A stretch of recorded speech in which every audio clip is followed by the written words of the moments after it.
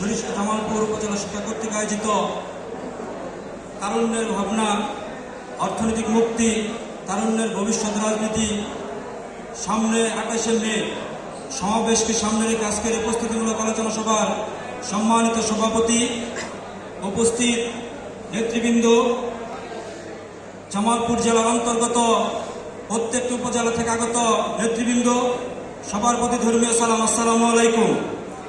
আমি শুরুতেই এই নবগঠিত জামালপুর জেলার কমিটিকে আন্তরিক অভিনন্দন জানাচ্ছি আমার সরিষাবাড়ি উপজেলা পৌর কলেজ ছাত্রদলের পক্ষ থেকে।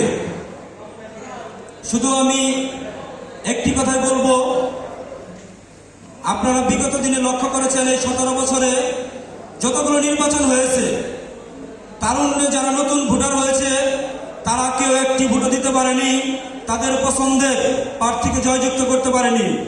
আবারও সেই নতুন ভোটাররা তাদের ভোট দেওয়ার জন্য দেশনায়ক তারেক রহমান দেশে সুষ্ঠু পরিবেশ, ভোটাধিকার ফিরিয়ে আনার লক্ষ্যে যে কাজ করে যাচ্ছেন তারই একটি অংশ হিসেবে এই তারুণ্যের সমাবেশগুলো হচ্ছে।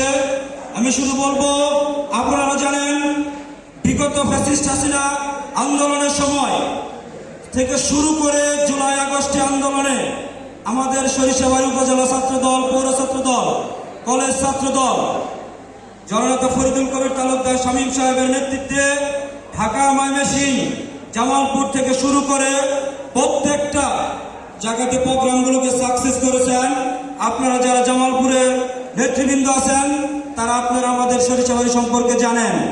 আপনারা আমাদেরকে যেভাবে দিক নির্দেশনা দিবেন, আমরা সরিষাবাড়ি উপজেলা পৌর কলেজ ছাত্রদল জননেতা ফরিদুল কবির তালুকদার শামীম সাহেবের নেতৃত্বে আমরা ঢাকাতে সেদিন আপনারা যে টার্গেট দিয়েছেন ইনশাআল্লাহ তার চেয়েও বেশি আমরা সেদিন উপস্থিত হব, এই আশাবাদ ব্যক্ত করি।